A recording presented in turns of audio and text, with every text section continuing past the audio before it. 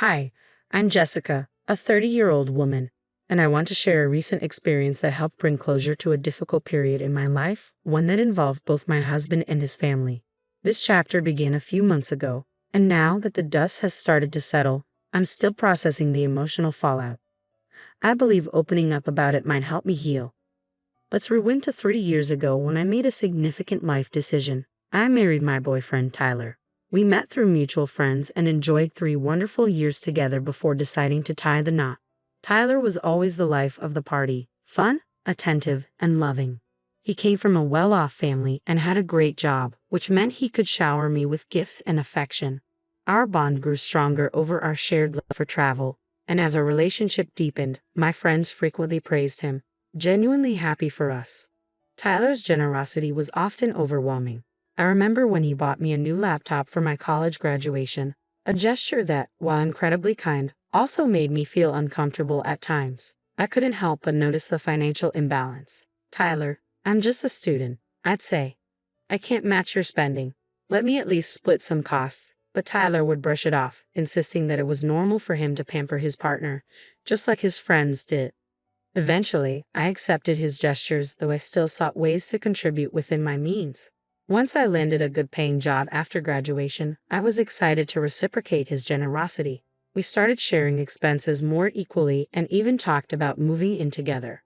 "You can move in with me," Tyler said one day. "I inherited my house from my grandpa, so no rent to worry about, but we can split everything else to keep things fair." Although I had some reservations, Tyler reassured me that he had my best interests at heart, and so we embarked on this new chapter together.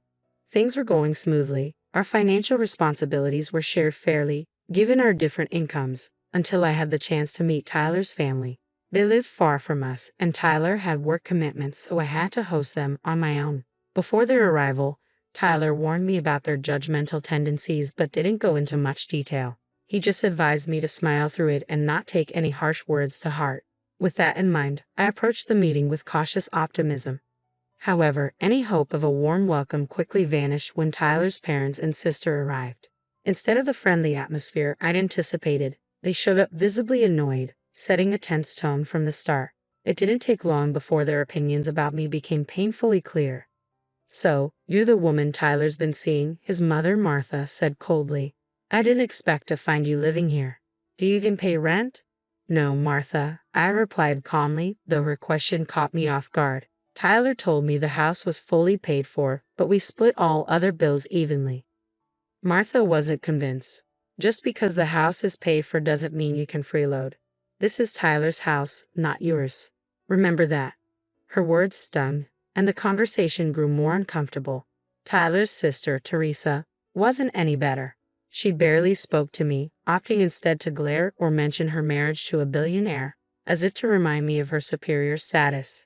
Every attempt I made to connect with her was met with dismissiveness. Throughout their visit, Tyler offered no support. In fact, he seemed to side with his family, echoing their sentiments. His parents criticized my spending habits, particularly my purchases of makeup and skincare products, claiming they were frivolous considering my so-called limited contributions to the household. Their skepticism about my financial independence only deepened, partly because of comments Tyler had made. He casually mentioned to them, "Jessica was just a struggling student when we met," as if I'd been entirely dependent on him. While it's true Tyler supported me financially early on, his portrayal wasn't entirely accurate, and it felt like he was subtly reinforcing their negative opinions. Tyler's family's disapproval of me, combined with his passive stance, made the entire experience incredibly challenging. It left me questioning not only my relationship with them but also the dynamic between Tyler and me. I was caught off guard by these remarks and reminded Tyler that we had already adjusted our financial arrangement to split the bills equally. I explained that I had lived modestly both before and during our relationship and that any luxury items I had were gifts from him, gifts I had often warned him against due to their extravagance. Yet Tyler defended his lavish spending, claiming that his social status required him to give extravagant gifts. It became clear that his generosity was more about impressing his friends than truly caring for me. Their visit left me with a bitter feeling, so I confronted Tyler about the entire ordeal once they left. Unfortunately, he brushed it off. "Don't take it to heart, Jessica," he said dismissively. "They meant well. What they said wasn't serious. Relax, you're overreacting." Despite my concerns, he refused to acknowledge the problem. 5 months later, Tyler proposed, and despite my reservations, I accepted in a moment of happiness. We started planning our engagement party, deciding to split the costs evenly. By then, I was running a small business on the side. Tyler knew about it, but he never really showed interest in how much I was earning. To me, it was more of a fulfilling hobby than a major source of income. When it came time to organize the engagement party, I decided to indulge a bit, feeling it was an occasion worth celebrating. Tyler supported me in this, and we made sure to share the expenses equally. I even took on the additional costs of covering plane tickets for my extended family so they could attend. However, as the celebration unfolded, the same old criticisms resurfaced. "You shouldn't have splurged so much on this party, Jessica. You're draining Tyler's account before you're even married. At this rate, you'll end up with a backyard wedding," his family sneered. "I thought you were financially irresponsible, but it's worse than I imagined." Their harsh words stung once again, clouding what should have been a joyful moment with doubt and frustration. I stood my ground and firmly responded to Martha. "Yes, the party was extravagant, but we both agreed to it. I paid my share, and it was actually your son's idea to invite so many people." Tyler had insisted, and I couldn't say no, especially when he mentioned he didn't mind the expense. But the criticism continued. Martha accused me of manipulating Tyler into spending more than he should, while Teresa chimed in, claiming she knew exactly what kind of person I was and that I should have been more considerate. Frustrated and overwhelmed by the tension, I excused myself to find some peace outside on the venue's lawn. There, I overheard Teresa and her husband Justin laughing at my expense.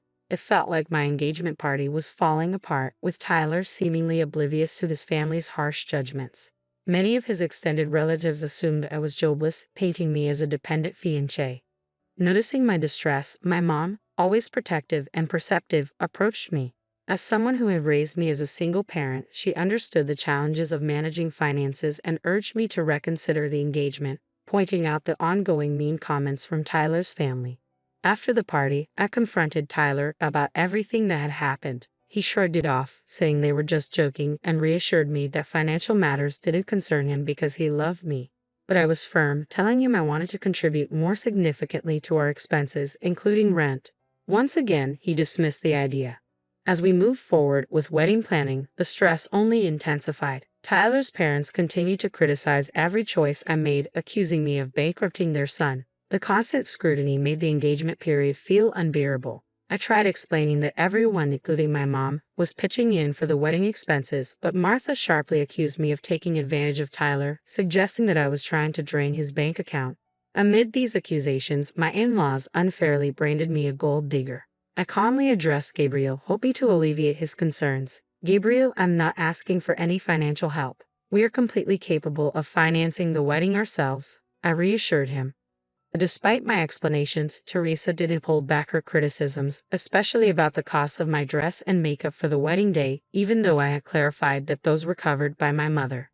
The ceremony itself went smoothly, but during the reception, Martha and Gabriel continued to criticize my spending habits, accusing me of financially exploiting their son. Despite the harsh words, I knew that no matter how much I explained or defended myself, they were determined to paint me in the worst possible light. I chose to remain silent, determined not to let any conflict ruin what was supposed to be a special day. A few months later, Tyler received a significant promotion at work, and he was eager to celebrate with a grand family dinner. I was thrilled for him and wanted to make the occasion even more memorable, so I offered to cover all the expenses myself. "Tyler, I want this dinner to be something extraordinary. I'm so proud of you, and I want to celebrate your success," I told him enthusiastically. He appreciated the gesture, and I shared that my business was flourishing, providing me with a stable income, and that I had recently accessed a trust fund from my paternal grandfather. I meticulously planned the entire event, determined to make it perfect for his celebration. However, when his family arrived, they were visibly displeased, despite the positive feedback from other guests. It became clear that they had reservations about the lavishness of the dinner. During the speeches, Martha stood up, her voice loud enough to command the room. "I want to thank everyone for gathering here to celebrate my son," she began. "He's incredibly hardworking, generous, and truly deserving of this promotion. Unfortunately, his good fortune hasn't extended to his choice of a partner. The room grew tense as her words hung in the air. It's unfortunate that, of all people, he's tied himself to what some might call a gold digger. I felt a knot tighten in my stomach, but I remained still as she continued, her tone dripping with regret. I only wish he had seen her true nature earlier. Then maybe he wouldn't have to work so hard to support her lavish lifestyle. Her eyes scanned the room, making sure her message was heard. It's painfully obvious to everyone here that his wife has been extravagant, from the engagement party to tonight's dinner. It seems she has nearly drained his accounts. The sting of her words was sharp, but I kept my composure, knowing full well that any reaction would only fuel their baseless accusations. I took a deep breath, steeling myself for what was to come. Martha added smugly, "Thank goodness we had Jessica sign a prenuptial agreement before the wedding. At least some of his assets are protected." She sighed, almost relieved, as she continued, "It's a good thing my son married someone who can at least keep up the appearance of a trophy wife." Tyler chimed in, agreeing with his mother. "I can't even afford to spend money on myself anymore. There's nothing left," he lamented, going so far as to say that marrying me was a mistake. He even compared my behavior unfavorably to what he imagined another wife might do in a similar situation. In shock and frustration, I finally spoke up. "Do you really think I'm a gold digger?" Tyler's response was sharp and hurtful. "Your lifestyle is quite damaging to my bank account." Stunned but determined to set the record straight, I confronted the accusations head-on. "Since you all think I'm such a gold digger, let me show you my bank balance. Maybe that'll clear things up." I revealed my financial independence to the room, which was met with disbelief. Amid the heated exchange, Martha pointedly accused, "Did you steal my son's money?" Tyler added suspiciously, "She must have taken it from you." Frustrated but calm, I responded, "I don't need to steal money from your son. Everything I have is from my own hard work.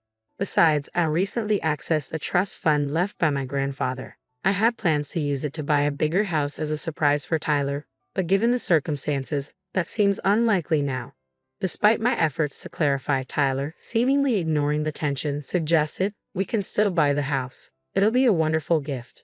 But I was resolute. "This is not happening. Your family has insulted me for too long, and you've never once stood up for me. Instead, you've allowed these false assumptions about me using your money to continue." My frustration was evident as I made my stance clear. Tyler, attempting to downplay the situation, claimed, "You're overreacting." But I knew I couldn't let it go this time. I was told I was overreacting, but I stood firm. "No, I'm not overreacting. Everyone here knows what your family has been saying about me. They were here when you allowed them to insult me at our engagement party." Feeling the weight of years of disrespect and humiliation, I reached a breaking point. I could no longer tolerate the toxic environment and told Tyler bluntly, "I want a divorce." As Tyler tried to plead and explain, my mother intervened. "You've never defended my daughter. It's time she ends this toxic relationship for good," she declared firmly. We left the party, leaving behind a crowd of shocked attendees who whispered among themselves. Despite the dramatic scene, I was resolute in my decision to end the relationship. My mother's support was unwavering, marking the end of a painful chapter in my life. After the confrontation, I went straight to our home, gathered my belongings, and while Tyler persistently tried to reach me, I muted my phone and went to stay with my mother for solace. The next day, I contacted my cousin, a lawyer, to start drafting the divorce papers. With a prenuptial agreement in place, the process promised to be straightforward, sparing me from sharing any of my significant financial assets with Tyler. However, the situation escalated when Tyler and his family showed up at my mother's doorstep, demanding to speak with me. My mother stood firm and instructed them to leave. Meanwhile, Tyler's messages ranged from tearful apologies to unsettling threats, which I documented and prepared to use for a restraining order if necessary. My mother's steadfast support gave me strength. Tyler even attempted to confront me at my office, but after informing security, he was promptly escorted out. It was then I decided to resign from my well-paying job. My thriving business meant I no longer needed the position, and I was no longer focused on accumulating wealth but on seeking a peaceful and dignified life. I handed in my resignation that very day and began moving forward. A week later, I served the divorce papers to Tyler at his workplace, only to find out he had already been informed of my resignation. My former colleagues reported his continued attempts to send flowers and gifts to my mother's house, which we consistently returned. The ongoing harassment led me to consider relocating. With my mother's encouragement, I found an ideal house in a neighboring state, providing a sanctuary away from my ex. As I awaited the finalization of the divorce paperwork, the judge facilitated a smooth proceeding thanks to the strong prenuptial agreement. During the 5 months of our separation, I took the time to regroup and prepare for a new chapter in my life. I quickly settled into my new home, changed my number to avoid the incessant messages from Tyler and his family, and began to enjoy my newfound freedom. I heard through the grapevine that Tyler's life was falling apart. He blamed his parents for the end of our marriage and faced professional setbacks as his colleagues distanced themselves and his superiors were displeased with the negative publicity. His parents contributed to the turmoil by spreading infidelity rumors, but thankfully, these baseless accusations didn't gain traction. In contrast, my life began to flourish. I focused on growing my business and embraced my newfound freedom. I started going out more and even re-entered the dating scene. While Tyler's past actions made me cautious, I remained hopeful that I would heal and eventually find someone who truly values and cherishes me. Although Tyler's actions caused me considerable pain, the strength I gained from overcoming those challenges propelled me into a brighter future, full of possibilities and self-discovery. I look forward to what lies ahead, confident in my resilience and clearer about what I seek in relationships and in life.